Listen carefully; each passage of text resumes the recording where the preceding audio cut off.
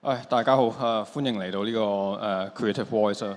咁我哋設計展其實我哋都非常着重呢啲對話嘅機會。咁今日咧就好開心啦，就有兩位嘉賓同我哋去討論關於呢本書《Airphone》呢本書 To Have or To Be 啦。咁首先由李康廷博士啦，咁佢係好青年荼毒室嘅成員啦。咁其實亦都係今次其中一個參戰單位嚟。佢有個作品叫 Unfinished 喺呢一邊嘅5樓，大家有時間都可以上去睇。咁喺中間咧就係阿武啦，咁係一個電影啦，咁係一個電影，係一個導演，係一個電影，係一個導演。咁佢就有拍廣告啊、MV 啊，亦都有啲電影嘅導演係啦。係有啲 project 搞緊係。咁其實點解我哋今次會有講呢本 To Have or To Be 呢本書咧？其實係因為今次嘅策展主題可能即係主題大家都見到啦，即係having being designing in the world。其實正正就係個主題咧，就係受 Airphone 佢呢一本書嘅入邊一啲概念去影響。咁雖然係關於即係可能心理層面啊、社會心理學層面嘅議題啊，但係其實佢入邊提到嘅概念同設計係息息相關。咁我哋首先都會先去講一講書入邊有啲重要嘅概念，跟住然後咧就慢慢去傾究竟設計點樣同呢個主題有啲咩關係啊？點樣回應咧？咁可能係先由康廷你可以講一講。好，大家好。咁咧其實呢本書咧，我都係因為呢一個展覽我先至睇嘅。其實我之前冇睇過，我之前冇睇過 Airphone 任何嘢咁啦。咁咧都幾有趣喎。我睇咗之後，咁我大概講下呢本書嗰個核心 idea 啦，即係詳細就冇得講咁多噶啦。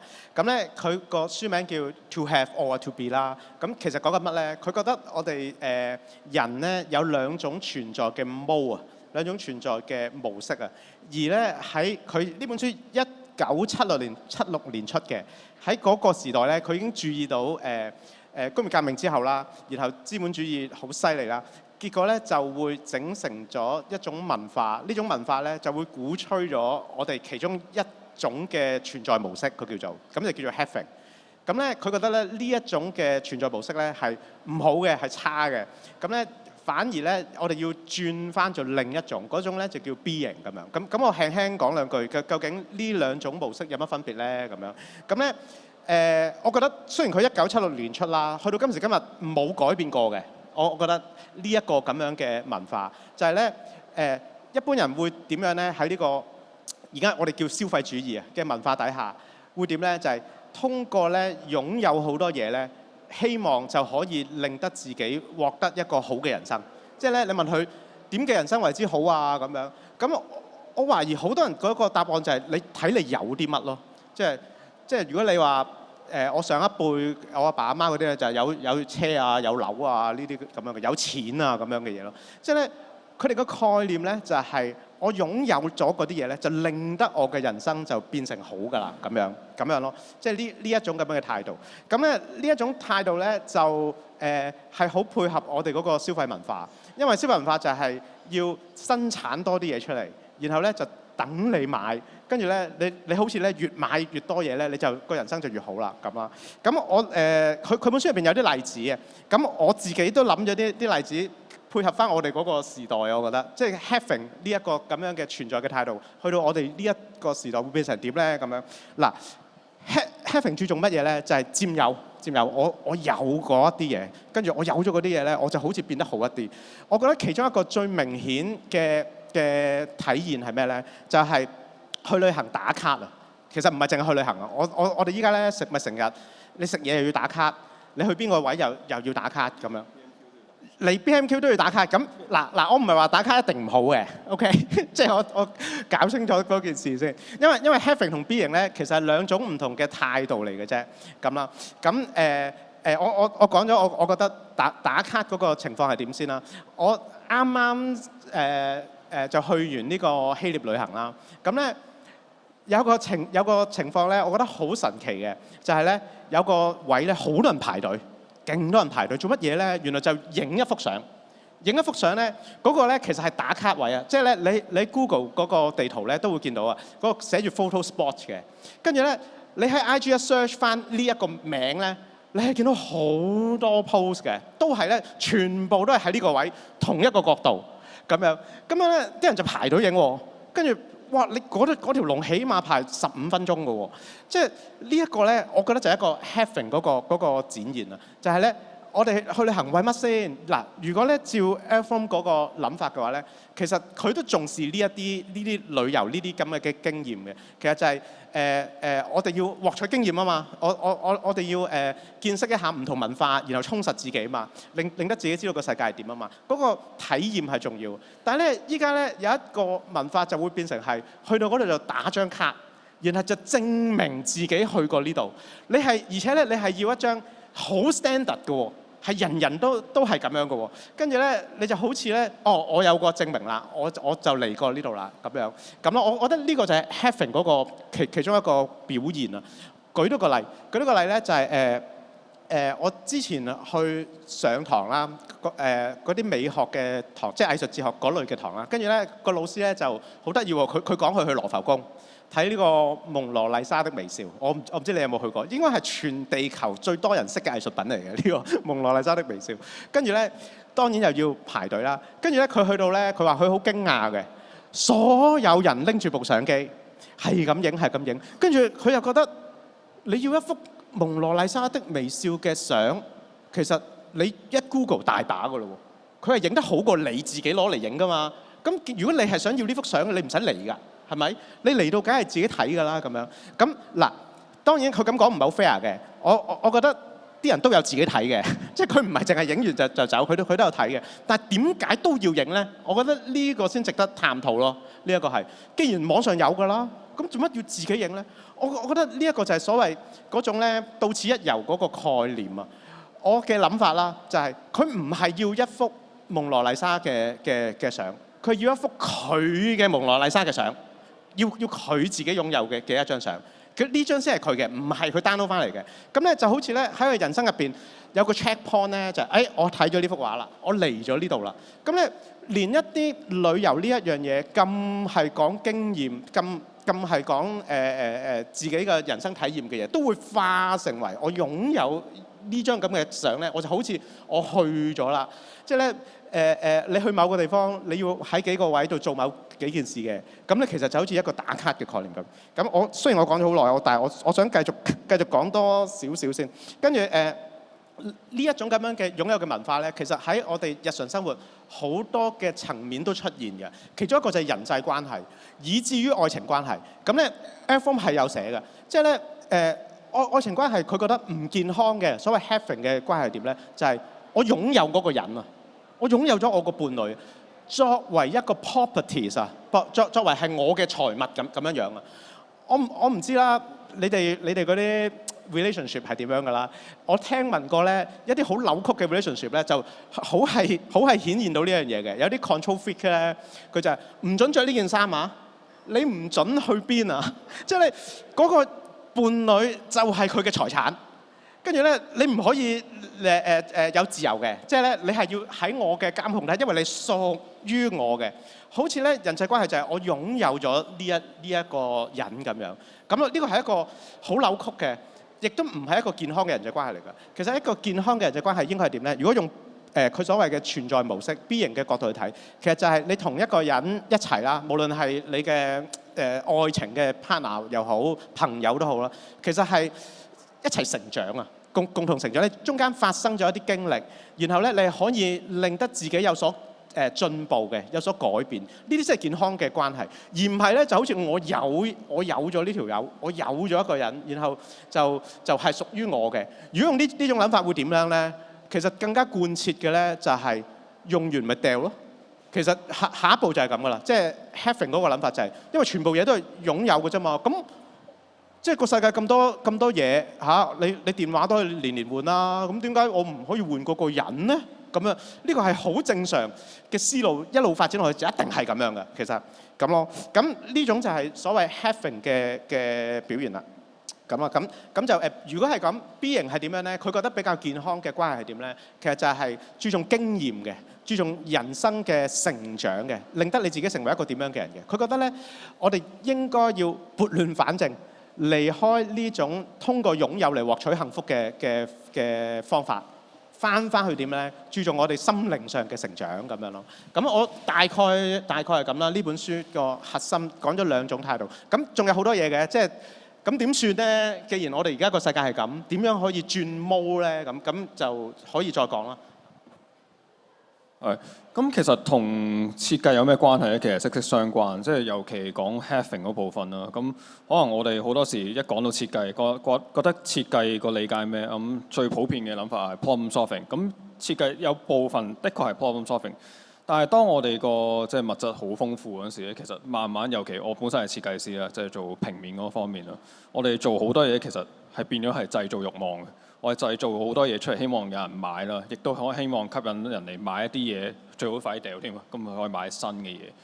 咁變到就好似啊，究竟我哋設計師係咪淨係做咗滋養緊 mode of having 嗰部分咧？咁其實就係呢個展覽其實想探討，其實我哋覺得設計其實亦都可以滋養到 mode of being 嗰部分。究竟係點樣樣咧？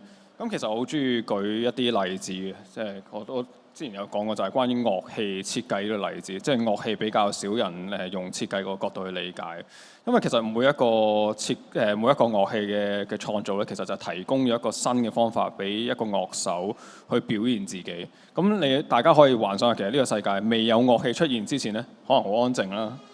但係咧，亦都人咧，其實好即係少咗一個媒介去表現自己。咁意味住其實你越多嘅樂器嘅設計嘅話，就越多表現嘅形式。即係好似你都有講過關於筆呢樣嘢啦。即係其實好多設計就係做好多 tools 係俾人去有呢啲咁嘅 expression，俾人有加深咗人嘅人生一啲嘅經驗。咁又舉另一個例子就係我諗我哋近年都好多人好中意玩 card game。咁其實 card game 咧，即係譬如我哋好多時啲朋友聚埋一齊，咁好開心，咁可能即係會寒暄啊咁樣。但係有時係比較可能難傾一啲深入嘅議題。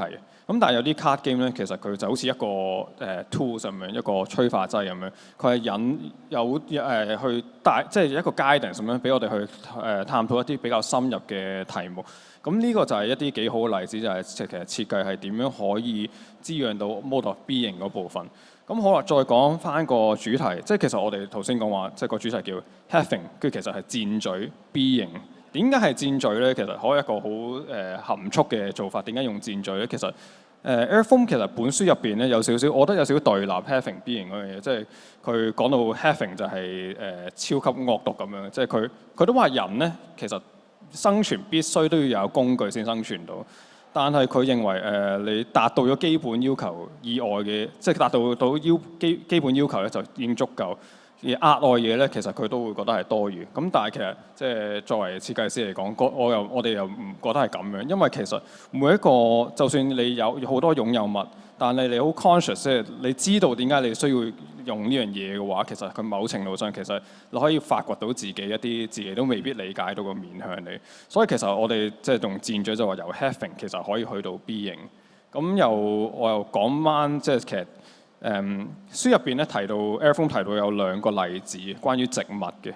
咁其中一個例子咧就係話一個人去到大自然嗰時見到一朵花，佢好欣賞朵花，所以佢會想摘咗落嚟，佢好欣賞佢啦。但係佢會凋謝㗎嘛，咁凋謝咁就冇啦。咁另一個模式咧就係mode of being 嘅模式，你都係去欣賞嗰一朵花，但係你唔好教佢，你就係純粹去按佢原本嘅面貌去欣賞佢。咁呢個其實係佢 Airfoam 成日都好中意講嘅，即係一個叫 respect 嘅概念。其實佢 Art of Loving 有講到呢個概念。咁但係其實咧兩者中間咧仲有一條路嘅，即係 having 同 being 中間一條路，就係其實你都可以將個植物攞落嚟，但係就你可以將佢變成一個盆栽或者盆景。咁盆景係啲乜嘢？就係其實你會按住嗰個植物嘅獨特嘅形態，去不斷去好似同個大自然協作咁樣一齊去創作，去不斷塑造佢。個盆景係一個好有趣嘅一個藝術嘅形式嚟。咁所以就係喺個展覽個入口咧，其實第一個作品咧就係一個盆景嘅作品嚟嘅。其實就好似一個 introduction 咯，即係講其實兩者之間仲有一條進路咁樣咯。咁或者阿武你都可以講一講，即係關於你由即係作為一個導演，你點樣睇 mode of having、mode of being？我諗我先分享下頭先同阿四哥一個類近嘅經驗啦，就係我今年年中去咗日本睇 New Jeans 嘅演唱會啦。咁其實我唔知大家知唔知喺日本睇演唱會咧，其實佢哋有個規矩就係你唔可以喺現場影相或者拍 video 嘅，好嚴厲佢哋係，即係完全唔準嘅。咁我嗰陣時坐喺後排嘅觀眾啦，我去睇前面成大個 area， 即係真係喺個台前嘅所有嘅觀眾咧，佢哋真係冇一個人係舉手機嘅。咁我覺得好神奇，即係作為一個香港人啦，我哋睇 show 係一定會例牌，一定會打卡影相㗎嘛。咁佢哋真係好乖冇嘅。咁我覺得 OK， 你坐前面可能你唔使咁揚啫。咁我坐後面，其實我影應該都冇乜問題啊。咁我一路影嘅時候咧，首先我就即係體驗到呢本書所講嘅就係其實你嗰下你個 focus 就擺咗係，咦影緊邊個咧？影得 focus 好唔好咧？中唔中咧？隻手有冇震咧？咁其實我就唔係真係 enjoy 緊嗰下嘅 moment 嘅。咁再落去咧就係其實我喺度影嘅時候咧，因為日本人係真係好嚴嘅，就即刻有工作人員走嚟叫我你唔好再影啦，你再影我趕你出場啦。咁嗰下其實就會令到我去睇呢個演唱會嘅 mood 打斷咗啊！即係突然之間死啦，有人想趕我出場，我而家係咪做得好錯咧？咁樣咁其實成件事可能我嗰下我就 miss 咗一兩首歌，可能我心情就即刻去咗第二度咁樣。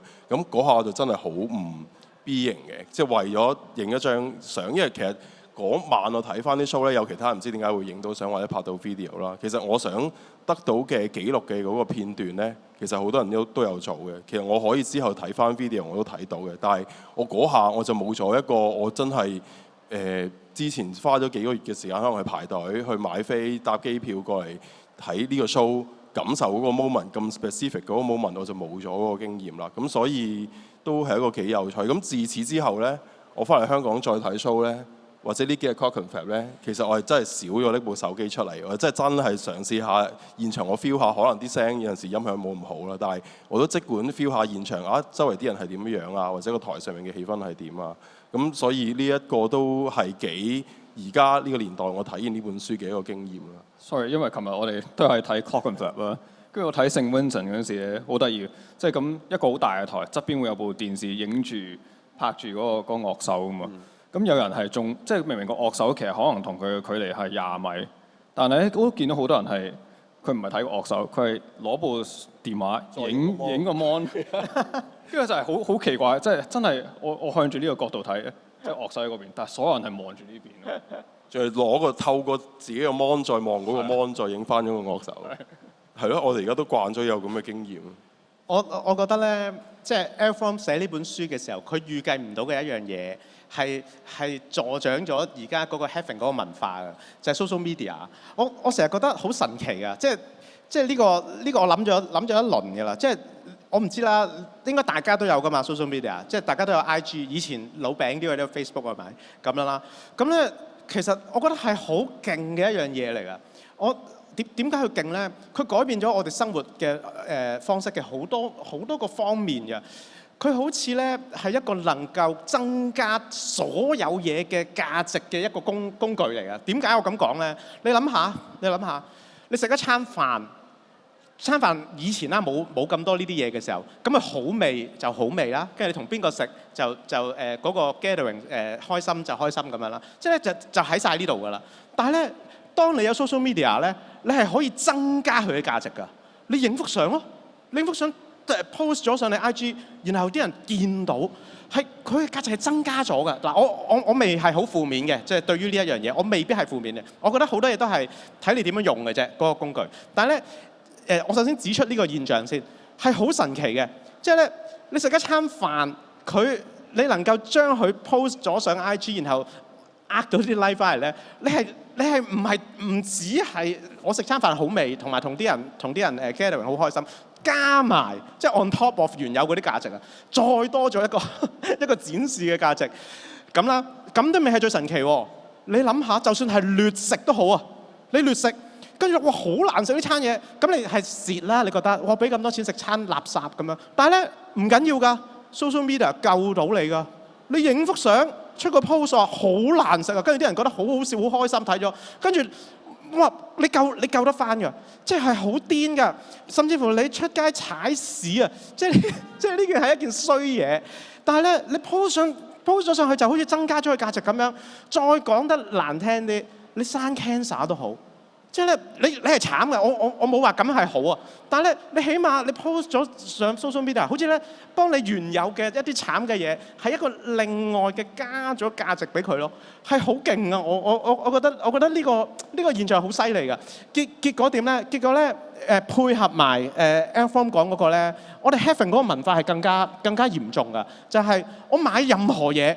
我都可以 po 上網，所以咧，除咗嗱，我嘅睇法係咁嘅，除咗以前嘅使用價值，我哋經驗佢有價值之外，仲有多咗一樣嘢價值嘅展示嘅價值啊！所有嘢都變成係咁咯。咁咧未必係完全唔好嘅，我覺得。不過咧有一樣就好明顯係唔好噶啦，就係當你個展示嘅價值over 咗，多過你體驗嘅價值咧就唔好啦。你係為咗影嗰樣嘢，為咗出嗰個 post。而去做嗰件事咧，就會變成唔好啦。即係變咗俾人睇啊，純粹係。咁咧我覺得食飯影相其中一個就係，如果即係誇張啲啊，如果你影到啲嘢凍晒咁樣，跟住又唔好食咁樣，或者你掛住影相唔同人講嘢咁樣，咁咪唔好啦。同樣地，你去睇演唱會啊嗰一啲，我其實唔反對影相嘅，即係就算係去藝術館啊、去旅行啊，我覺得影相都重要嘅。但係問題就係，你個影相會唔會代替咗你嘅經驗？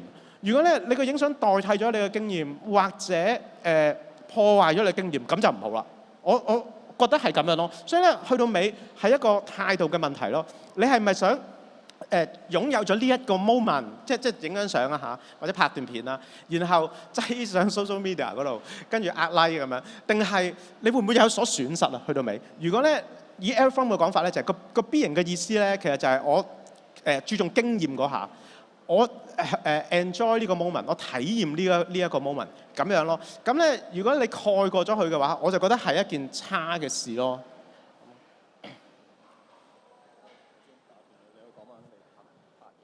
哦 ，OK。好啊，我哋試下講翻關於我哋譬如我而家多數係做一啲拍攝嘅工作啦，拍攝 video 嘅工作啦。咁喺呢個工作上面咧，其實我哋好多時候牽涉可能同一啲演員嘅互動啦，即係講 acting 呢一樣嘢。咁好得意嘅就係其實我哋 acting 入邊有個 term 都係叫 B 型嘅，即係我哋要 B 型嗰個角色。咁點樣為之 B 型嘅角色咧？其實我哋睇戲好多時候，或者我而家睇劇咧，都會見到呢個狀態，就係你覺得嗰個演員啲戲好唔好睇？即係我哋成日好容易就話，呢個演員啲戲好屎啊，呢個演員啲戲好假啊咁樣。咩為之假咧？好多時候就係嗰個演員去睇一個劇本嘅時候。佢覺得呢一場戲我有個親人離開嘅，咁我即一定要喊啦。咁於是乎嗰個演員好多時候佢就自己谷咗一個情緒，跟住先 roll 機，跟住佢一嚟到佢就眼濕濕，然之後準備喊咁樣。咁但係呢一種演技呢，我哋通常稱之為就係佢純粹一個煲牛腩嘅啫。佢自己係自己同自己喺度醖釀一啲嘢，佢同個演員冇關係嘅，佢同個演員唔對嘅啲戲，即係佢有佢自己谷，個演員有第二個演員有個對手有對手做第二啲嘢，又或者佢冇理到個燈光啊 camera 咁樣，佢唔係喺嗰個角色入邊嘅，咁我哋稱呢個狀態就唔係 B 型啦。咁如果真係一啲 B 型嘅狀態會係點呢？好多時候我哋見，譬如同樣都係佢有親人離世啦。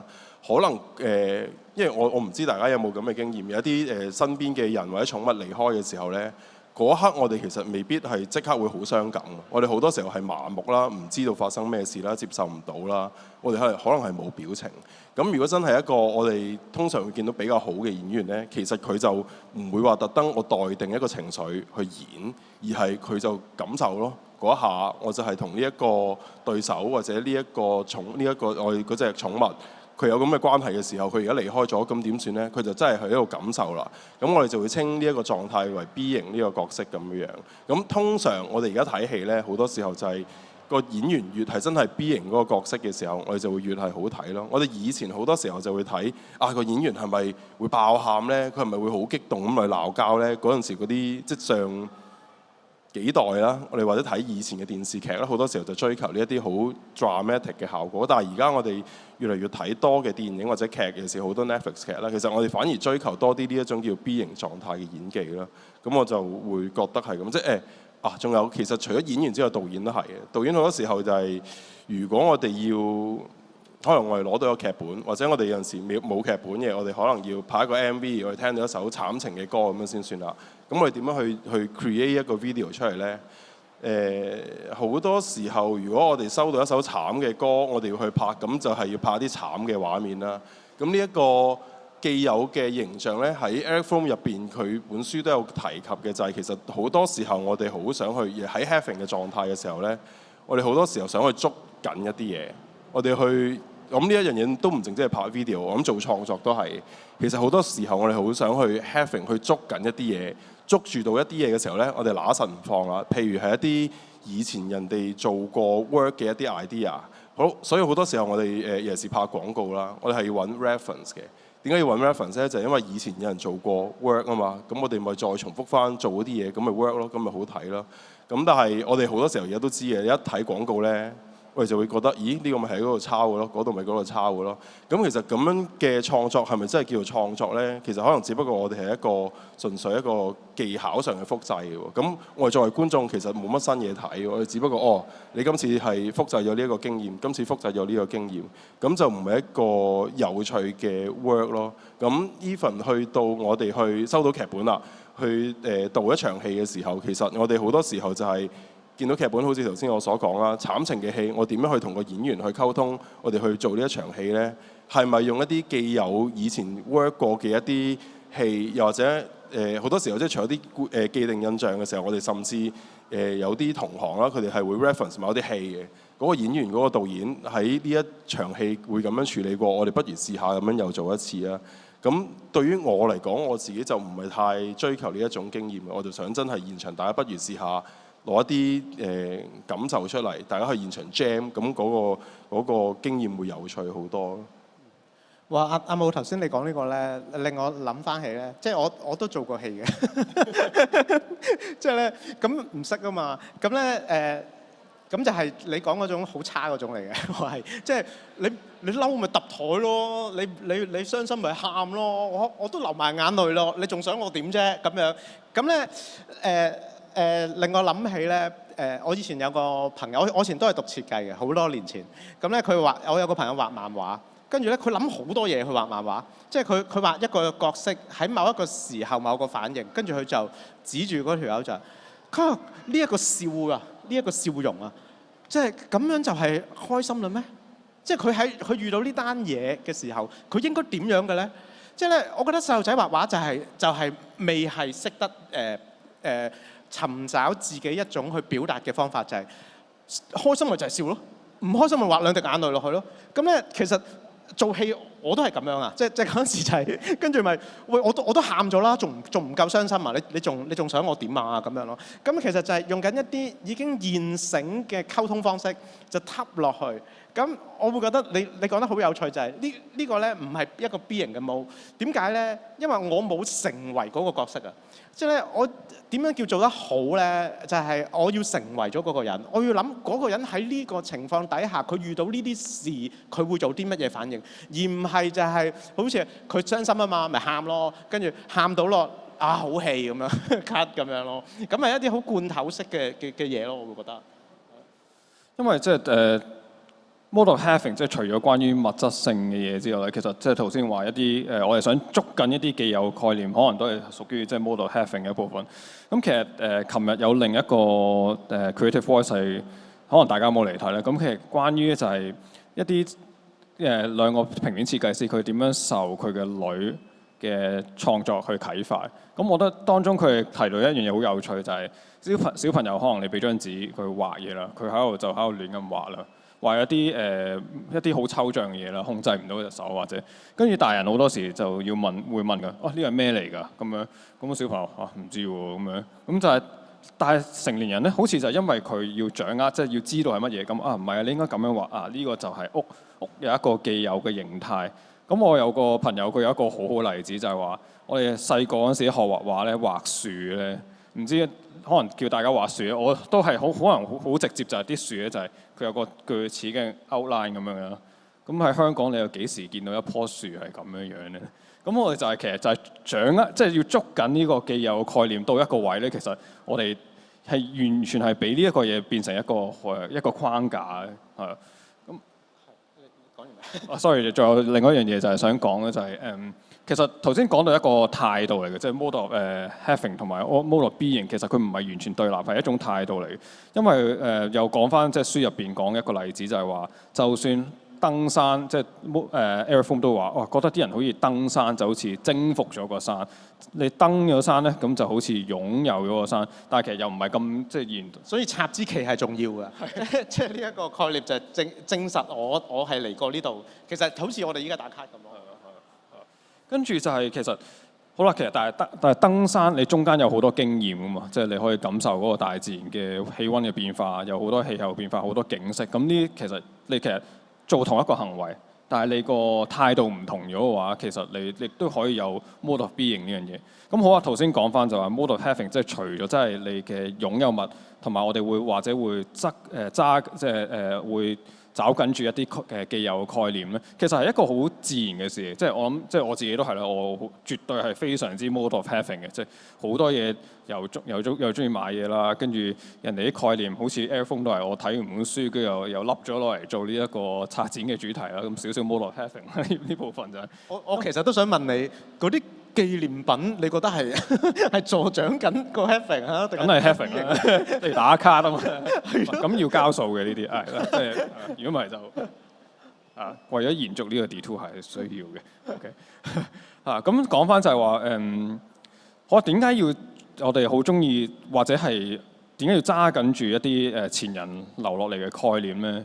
其實係一種又係去翻個態度，就係一種安全嘅感覺嚟嘅，因為其實咁亦都有啲嘢係理所當然嘅，因為可能點解有咁多人會按住呢種概念，然後做一直延續落去或者承傳落去，因為佢有啲嘢可能 work，咁我哋覺得 work，咁我哋會捉緊咯。但係亦都係就係因為我哋覺得太安全，有時如果你想要去 mode of being，即係去揾自己一個獨特嘅 path 嗰陣時咧，其實係需要一啲勇氣嘅。其實咁呢樣嘢係的確唔係咁容易，即係好似譬如你話頭先去旅行打卡，點解個個都要去翻嗰個位最 safe 啊嘛？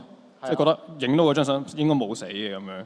咁好啊，但係如果你叫佢，不如你試下揾一啲特別啲嘅角度，跟住話，哇死啦！我要自己用自己雙眼去重新理解過嗰個地方，好難喎。係啊，點同人交代啫？你去完希臘都冇影過幅相嘅，都唔知你係咪真嘅咁樣。或者自己以為揾到個好獨特嘅 angle，但係啲人話我唔 get 喎，我唔知你去希臘喎，好似好嘥咁樣成日出。係咯，我覺得阿當頭先講到呢度咧，就同設計係極度有關係嘅。即係咧其實由樂器嗰個例子已經係啦。即係我哋咧好多時咧睇設計咧係忽略咗設計有一個好重要嘅功能㗎。因為咧我哋好直覺就係我哋有一個目的。跟住咧有張台喎，即係我想擠啲嘢喺度喎，咁我咪買張台咯。即係咧，好似咧係我自由嘅延伸啊！呢個未必咁簡單嘅，我覺得。即係譬如我好攰，我想坐喎，咁你買張凳咯，咁咪坐喺度咯。即係我話事㗎嘛，我係主人嚟㗎嘛，啲工具嚟㗎嘛。好似咧係我操控緊個世界嘅嘢咁樣，但係唔係絕對係咁，我覺得。即係我哋可以設想下咧。調翻轉頭諗，究竟呢一啲咁嘅設計品有冇 shape 咗我哋嗰個生活嘅方式咧？以至於我哋甚至乎我哋個世界觀，我哋點樣諗嘢咧？咁咧頭先阿當樂器嗰個例子好好啊，即係咧應該有聲啩，即係人係識得整啲聲出嚟啩咁樣。咁可能咧未有樂器嘅時候，最天然嘅樂器可能就係我哋嗰個聲帶啦，又或者我哋拍手啦，呢一啲啦。跟住其實都係我哋要咁樣用佢，跟住先整到嗰啲嘢出嚟啦。好啦，咁跟住後來咧，啲人可能覺得唔足夠啦，跟住咪整啲樂器出嚟咯，咁樣咯。咁咧之後咧一路衍生出嚟咧，就會有成個樂理咯，有啲音樂嘅規則。嗰啲琴咧，一個點樣叫為之合格嘅琴啊？有幾多個音階咁啊？其實我唔識啦呢啲。總之我個idea 就係咩度，re mi fa so 咁樣啦。咁咧後尾我聽啲朋友講先知道咧，咦其實唔一定要咁樣劃分嘅。其實你去到尾音樂都係聲嚟啫嘛。咁咧你唔一定要do re mi fa so咁劃分，你可以半階咁樣，或者再四分一階，甚至乎其實根本就係佢本身係一個 continuum 嚟嘅。點樣設咧係一個後天嘅 arbitrary 嘅嘢嚟㗎。其實係不過咧某啲文化佢壟斷咗我哋對音樂嘅理解啊。即係佢太犀利啦，佢整咗好多音樂出嚟，整咗好多樂器出嚟，跟住咧全部都服從於呢一個系統。結果咧，我哋就會用呢個系統嚟諗嘢咯。結果就係作曲都用呢個系統嚟諗嘢咯。咁嗱係咪貝多芬？貝多芬係後尾係聾咗噶嘛？你可以設想下，佢聾咗都作到歌嘅喎。咁其實佢個腦入邊，佢梗係有啲樂器嘅聲喺度啦，有啲樂器嘅聲喺度咁樣。但係咧，如果喺呢個 moment，佢想用一隻未有嘅樂器嘅未有嘅聲，佢作唔作到咧？我懷疑唔得㗎。即係佢聾咗之後咁樣咯。咁我哋呢一個例子其實做緊乜咧？講緊乜嘢咧？就係我哋會唔會調翻轉，俾現有嘅樂器去 shape 咗我哋對音樂嘅理解？以至於我哋作曲就係用呢幾隻音，即係跟住加某一啲拍子嘅時間，跟住咧我哋就喺呢一個框架底下出現我哋就創作啦咁樣。會唔會係咁咧？咁咧其實如果係咁嘅話，咦啲樂器都 shape 緊我哋對於音樂嘅睇法喎，覺得令得我哋覺得乜嘢係一首歌喎。如果係咁嘅話，一個新嘅樂器嘅發明，我哋其中一個 work 咧，咦，擠咗喺邊啊？嗰個係啦，即係阿 Chet Lamb 嗰個，即係咧其實你係咪分類去做樂器啊，定係一個玩具啊？有待商榷㗎。我覺得總係啲新嘢都係咁啊，難以填入原有嘅框架入邊。咁但係正個 point 就係咁咯。當我哋發明咗一種新嘅樂器嘅時候，如果佢係突破咗我哋原本，例如嗰啲音色啊、音階啊嘅時候，其實佢係同時豐富緊我哋對音樂嘅想像啊！音樂可以做一啲乜嘢？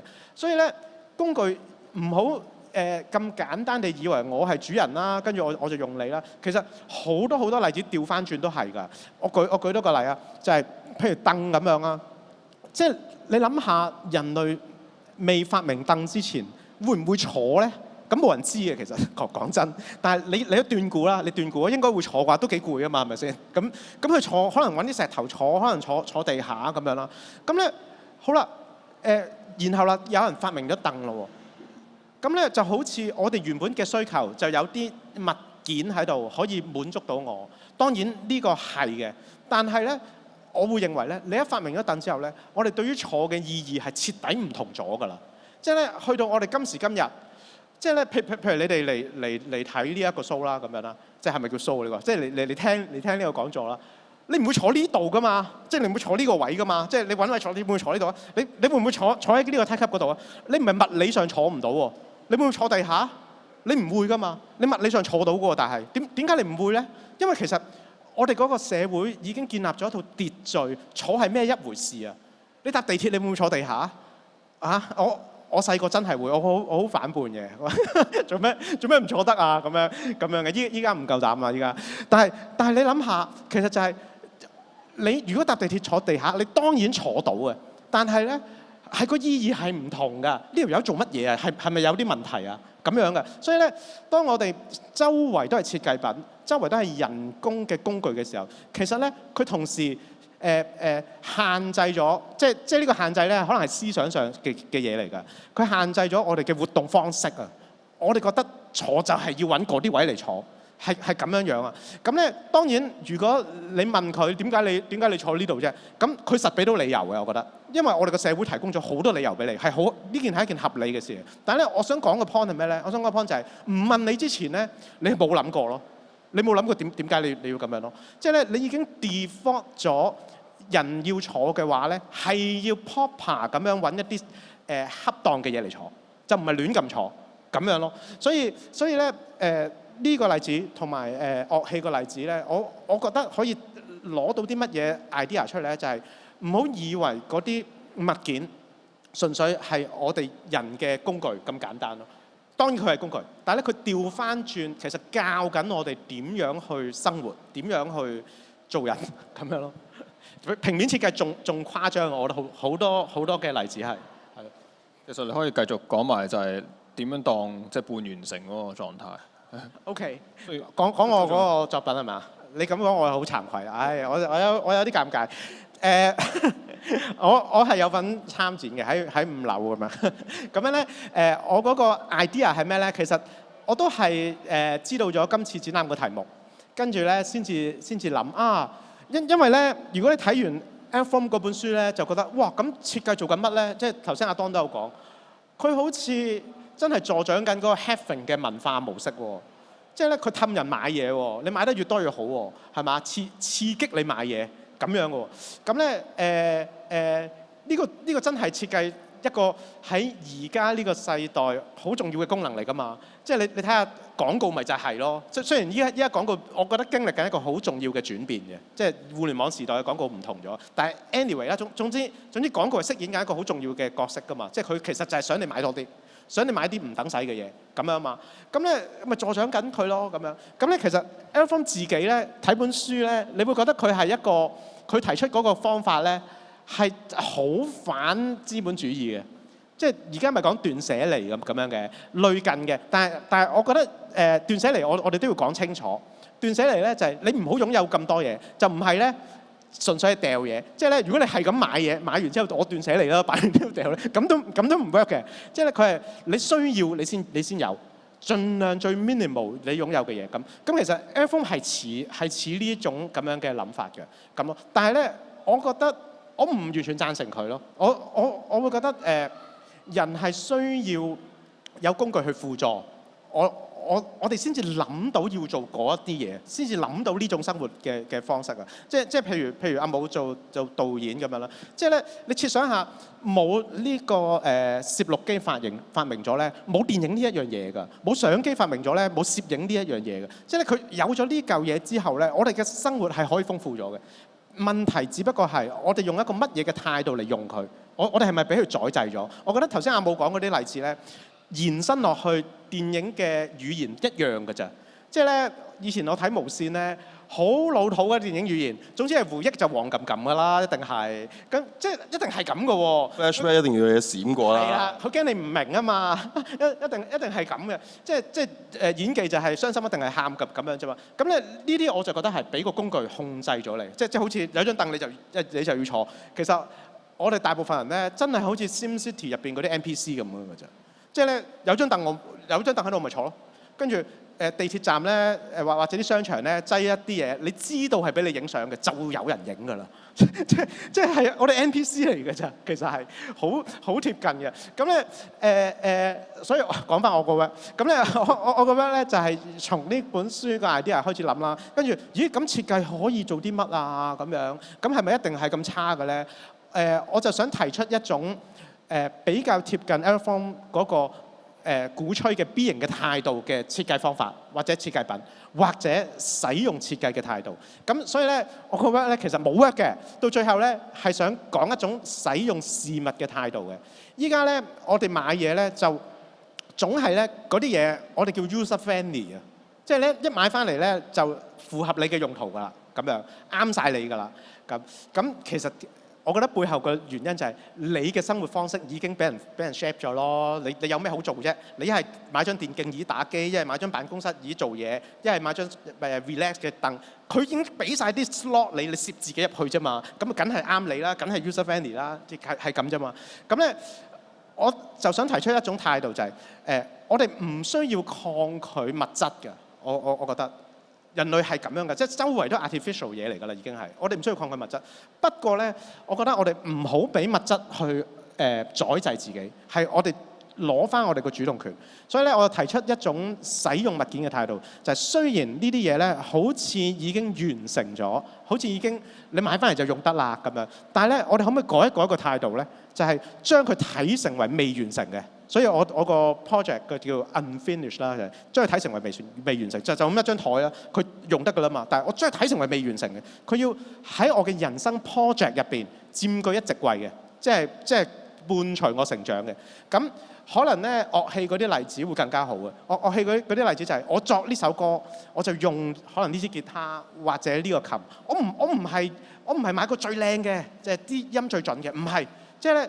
我買是但一個琴，當然都要啱我用嘅。即係我買一個琴翻嚟，跟住咧，我係將佢視為伴隨我同我一同成長，令得呢首歌成型嘅一個工具，咁樣咯。咁咧，所以咧呢種態度係咩咧？就係你唔怕去改造佢嘅，即係嗰啲事物，因為咧你改造咗先係真正屬於你，而唔係屬於佢個設計師做設計嘅時候。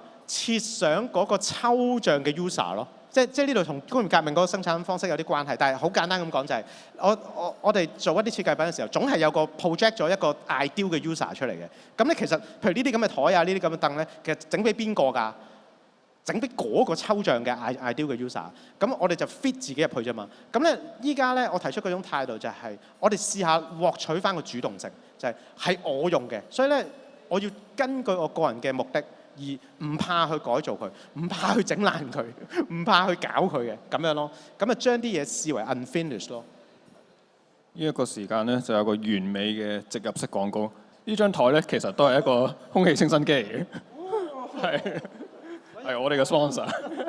其實原本冇呢個環節，不過佢都未完成啊嘛。佢咪空氣清新機再加個台面啊，就我可以插電喎，好似話呢度可以插電喎，係呢個送嘅呢個廣告環節。Sorry 離咗題，我唔係好似本身要講。咦，我反而想問下，就係睇下點睇，就係其實我哋譬如鼓吹唔好捉住固有人，或者係一個工業革命遺留落嚟，就係鼓吹一啲好固有嘅使用一啲物品嘅形式，咁樣去用呢個態度去面對我哋而家嘅物件啦，或者我哋一啲買翻嚟嘅產品啦。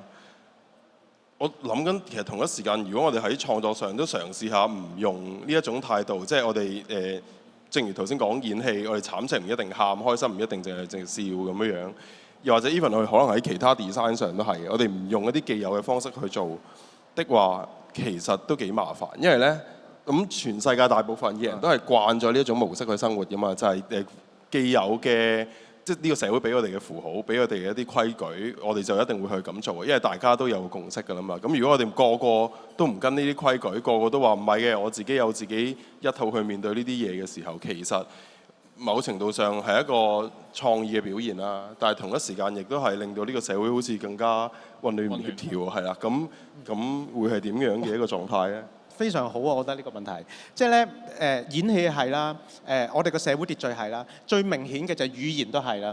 即係咧啲哲學家已經成日講呢啲嘢㗎啦，就係我哋嗰個思想，因為我哋用語言思想嘅，跟住咧語言其實限制咗我哋個思想嘅界限嘅，其實係即係有啲經典嘅哲學問題咧，後來有啲人嘅分析就係話，點解你會咁諗嘢咧？因為你個 grammar 係咁啊。你 grammar 係咁，所以導致你咁樣諗嘢。哇！好，我最初讀到呢啲咧，好毛管凍㗎嗰下，好勁喎！即係原來係咁啊！即係你唔係話個世界本身，即係譬如有一個好經典嘅哲學問題嘅討論，就係講 subject，或者你簡單啲講人有靈魂咁樣啦嚇，咁樣啦。咁咧點解我哋硬係覺得有靈魂咧？因為咧西方語言啊，印歐語言啊，嗰個特點就係總係要有 subject 啊。總係 subject verb object 咁樣，或者你不及物動詞不及物嘅就 subject verb 咁樣，總係要有 subject。你冇 subject，你 ungrammatical 啊，跟住咧你講唔到嘢嘅。咁咧結果咧嗰啲哲學家就諗啦，原來咧係我哋嗰個語言習慣導致到我哋以為真係有個 subject 實體地存在喺呢個世界。哇，好勁啊！我覺得呢個諗法。咁咧嗱，咁就啱就去翻阿武文嗰個，哇呢個。我哋可能要再多半個鐘先討論到，咁咧就係、似乎我哋見到個 paradox，個 paradox 係乜嘢咧？就係、我哋想突破啊，即係作為藝術家啦，或者創作嘅人啦，想突破佢，哲學家都係啊嚇，想即係我哋好似有啲框架去限死咗我哋。但係咧，你突破你點突破咧？即係我是但整嚿嘢出嚟，冇同呢個世界溝通唔到，咁呢啲叫咩突破啫？即係呢啲係人哋唔明你做乜啫嘛，即係純粹係一嚿可能係垃圾嚟咯，即係喺佢個框架入邊咪就係垃圾咯，咁可能係咁噶嘛。所以咧其實有個 paradox 就係一方面我哋唔能夠離開佢㗎，如果離開咗原有嗰套系統咧，直頭溝通唔到。好啦，但係咧如果我服膺嗰套系統咧，就會變得俾佢限制。中間嗰個嘢係點樣搞咧咁樣？咁咧呢個就正啦，有一個。語言學家啦，索蘇亞啦，索瑞爾啦，即係咧佢講語言咧講得好正嘅。佢話語言其實不斷更新嘅，即係但係你諗下語言更新嗰個方法係好奇特嘅喎，即係你點樣整個新字出嚟，或者整一種新嘅 expression 出嚟，咁冇人聽過㗎嘛之前，咁啲人會明嘅咧？點解會咁樣嘅咧？佢就話咧，語言咧就好似一件好舊嘅衫啊！即係我諗下就係幾時開始啲人講嘢，嗰件衫就開始喺度噶啦。跟住咧，你發現咧，你有嘢表達唔到啦，有個位你想講一個概念出嚟咧，就好似咧有即係我幫佢講多讀咗嘅，其實係咁啦，你唔好理啦。總之我中意借題發揮，就好似咧一件衫穿咗個窿咁樣，即係我想表達嗰樣嘢，我表達唔到啊呢件衫，跟住我要補佢咯。但係你邊度揾布嚟補咧？冇其他地方，你唯有用翻你件衫嚟補你件衫，係咁樣噶。所以咧，呢個語言嘅創新咧，其實只不過係將我哋既有嘅嘢 reorganize 咁樣。所以咧，我哋係喺一個既定嘅有共識嘅框架底下，去擠一啲新嘅嘢出嚟。咁咧，其中一個方法係咩咧？有一個叫 Ricoeur 嘅哲學家，佢就點出咗啦，就係用比喻。比喻咧就係一個創新嘅活動嚟嘅。比喻其實好奇怪。如果咧你 literally take 比喻嘅話咧，其實係一啲唔 make sense 嘅句子嚟嘅。佢個例子係咩？譬如人就係狼，我記得好似係大概係咁啦。人咧係狼嚟嘅咁樣，咁廢話嚟，佢錯咯咁樣。但係佢係比喻嚟噶嘛。咁咧你要 get 到佢嘅話咧，你係要突破佢 literal meaning。然後去 get 原來你用狼嘅特質嚟去描繪人呢一樣嘢咁樣，跟住令得你重新睇呢一樣嘢咁樣。咁咧，所以咧其實就係佢 literally 其實矛盾，或者直頭係簡單嚟講就係錯嘅一啲語言嘅使用。但係咧呢一種錯咧就可以更新我哋嗰個語言，就係咁樣咯。所以咧翻翻去無論係演戲又好，做藝術、其他作品創作都好，其實都係嘅喎。你諗下嗰個藝術史嘅進展，佢總係做一啲傳統覺得係唔準許、係錯嘅嘢，然後佢成功咗嘅話咧，其實就更新咗成個藝術嘅定義啊！直頭係個藝術唔同咗啊，係點樣嘅一回事咧？咁樣即係咧，譬如電影咁樣啦，電影傳統咧。Jump cut， 知唔知咩叫 jump cut 啊 ？Jump cut 係犯規啊！即你俾你解釋下咩 jump cut？ 咁大家都明啦，即呢個 shot 接呢個 shot 嘅時候係突然間跳咗一啲時空、一啲時間啦、空間會跳咗嘅。係啦，即你會覺得好奇怪，即咧譬如我有支咪喺度啦，跟住咧我可能中途咧撩咗下鼻屎，跟住咧佢出嘅時候覺得好核突，唔好啦，不如剪走我撩鼻屎嗰下啦咁樣嗱。但係佢冇 footage 咧，佢得一個 cam 啊，咁會點算咧？咁你要剪喎，因為得一個 cam 喎，跟住咧我咪可能下一秒我擠低，跟住咪會個咪無端端喺度咯。咁啊中間好似 skip 咗半秒咁樣咯，咁好怪咯。咁咧以前咧傳統你學拍電影咧，呢啲係錯㗎，直頭叫做點可以咁剪㗎？咁仲有好多其他嘅，即嗰啲點樣反咗嗰啲啦。咁但係呢啲咧冇話唔可以打破。即係最出名咪高達咯，就係 jump cut 係佢咪佢用起上嚟之後，大家都覺得好勁啊，好 fresh 啊嗰個 idea。即係你俾到個理由佢擠咗落去。依家我諗其實好多嗰啲 YouTube 片咧，我諗佢哋未必知佢做緊乜嘅。講真，即係佢純粹覺得嗰一秒嘥咗就剪走佢嘅啫，即係嘥時間咁樣。但係我哋接受咗啊呢一件事，其實。呢一啲錯誤係可以更新我哋對呢個世界睇法，而咧似乎創意就要咁樣逼出嚟咯，咁咯，係咯。咁所以我記得同阿 Don 傾咧，即係呢啲咁嘅展，喂，即係話攞呢啲題目其實係咪反緊設計啊咁樣？又或者咧，我好擔心我個作品炒啊，咁跟住都炒地，跟住咧佢唔知係咪安慰我定咩啦？跟住佢又話點解唔可以炒咧？其實你要突破啊嘛，你突破你總係有機會炒噶嘛。即係咧，作為一個設計嘅展覽，我唔係整啲嘢出嚟賣嘛，而係一個探索設計是什麼嘅一個過程。容許錯嘅喎，呢一個錯都係一個 B 型嘅體驗嚟嚇。弗洛姆肯定贊成嘅，我覺得呢個係咯。我想補充講關於少少電影嗰樣嘢，就係其實電影嘅創新同頭先四哥所講嘅就係其實我哋都係可能攞翻一啲原有嘢，我哋 reorganize 嘅啫。譬如我最近睇過有套戲叫 Anora， 唔知你有冇睇過啦？咁佢入邊個 setting 咧，你就咁睇個古仔咧，好多既有嘅印象、既定嘅對於角色嘅印象喺度嘅，可能係一個妓女啦，一個俄羅斯 oligarch，中文譯做咩啊？貴又唔係貴族，俄羅斯嘅有錢階級啦，係啦，富豪啦，俄羅斯富豪嘅家庭啦，入邊可能有一啲幫呢啲富豪家庭打工嘅類似一啲保鏢、黑幫咁嘅狀態嘅一啲角色啦。你原本睇呢啲咁樣擺呢啲角色出嚟咧，你好似大概都 get 到個故仔係玩啲咩啦。但係佢就唔係用嗰個玩法啦。原來嗰啲幫呢個有錢人打工嘅一啲保鏢，其實佢有一顆柔情嘅心嘅。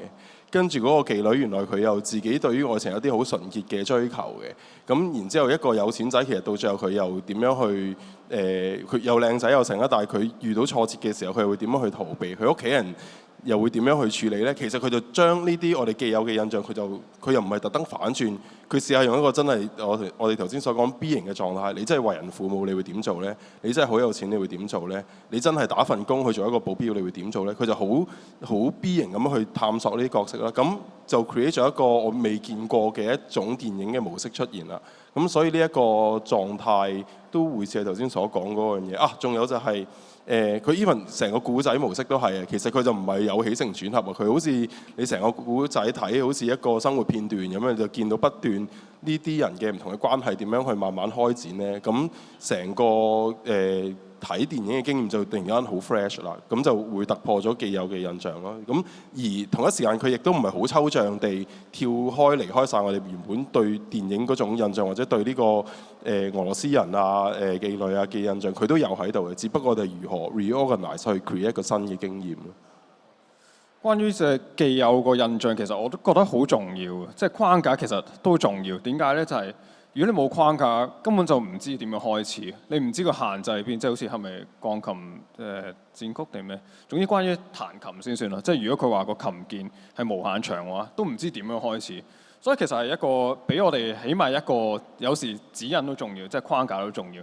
但係去到某個程度嗰陣時，其實你就知道你邊一啲嘢係可以重新去理解，或者甚至去打破呢啲框架咁樣。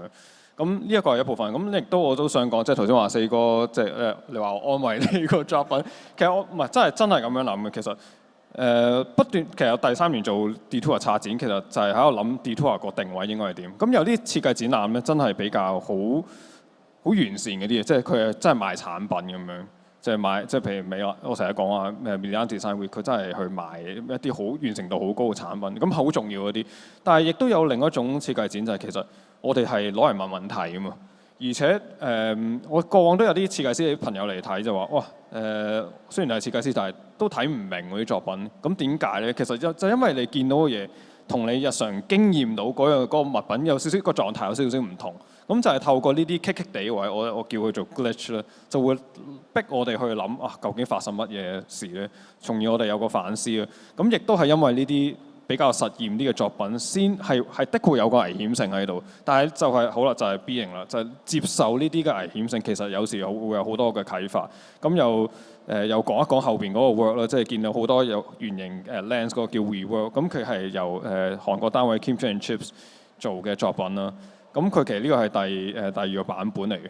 咁 behind 即係佢做緊砌緊呢個 work 嗰陣時咧，其實佢好早啊，頭2日已經砌好咗件 work 啦。咁跟住咧2位藝術家設計師，即係 Elliot 同 Mimi 咧，我就望住佢哋咧，佢其實係坐喺度對住呢個嘢對成日個，真係咁樣望住。跟住我話點解你哋點解咁樣嚇呆咗望住咧？佢話其實跟住我就問啦，其實佢做呢個作品嗰時咧，佢腦海入邊咧都有啲即係抽象 image， 佢想去具體做出嚟啦。但係倒翻轉咧，佢就話其實個作品咧，佢係做一啲嘢好多 unexpected 嘅嘢，係俾翻一啲嘢佢嘅。佢係重新即係由嗰個作品去啟發到自己嘅。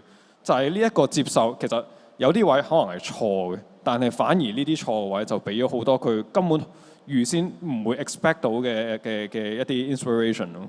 咁呢一個就係非常之重要，亦都有去翻個主題一樣啦，即係嘅成個策展主題。咁如果即係雖然係由 Airfoam 呢個 To Have or To Be 嗰度啟發，但係如我哋所講，其實有好多嘢我哋都唔係話完全認同嘅。咁就係話我先接受佢嘅框架先，我想理解佢嘅框架係點樣先。咁好啦，就去到 B 型啦，我就有啲嘢認同，有啲嘢唔認同，有啲咩可以啟發到我哋。咁好，其實我哋好快已經講咗1個鐘，其實有好多嘢可以繼續講，因為其實我哋預備呢啲啲討論嗰陣時咧，其實我哋自己都傾嗰陣，咁又興高采烈，都會傾到好長。不過就睇下在場嘅各位有冇啲咩問題嘅話，可以同事們可以俾支咪你哋去發問嘅。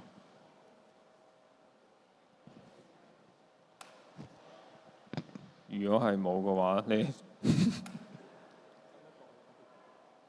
咁咧，其實咧，我哋咧就有一個阿武咧，就預備咗一個 clip 咧，就好完美地咁解説到即係 having 同 being 嗰個獨特性嘅，咁可以放條片。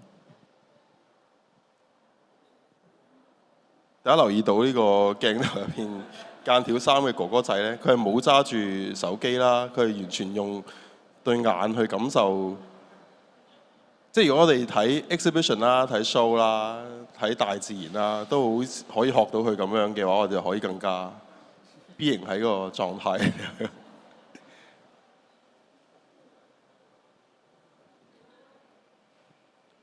但係即係大部分人都係後面嘅人咁樣嘅啫喎，都真係用電話嘅啫喎。所以我諗即係事後，如果佢哋諗翻嘅話，即係嗰個哥哥仔對於即係佢得到嘅經驗，應該係比其他人對住手機係立體好多嘅。你見到佢嘅表情咧，都係好陶醉。咁其他人就係咁，即係好似好麻木嘅佢。係 B 型嗰時咧就好陶醉，好欣賞佢每一個輪廓。輪廓。好，多謝各位參與呢一個 Creative Voice 啊！咁我哋都每個 weekend 都會有好多唔同嘅對話，希望大家都可以多啲參與。多謝各位，多謝兩位嘉賓。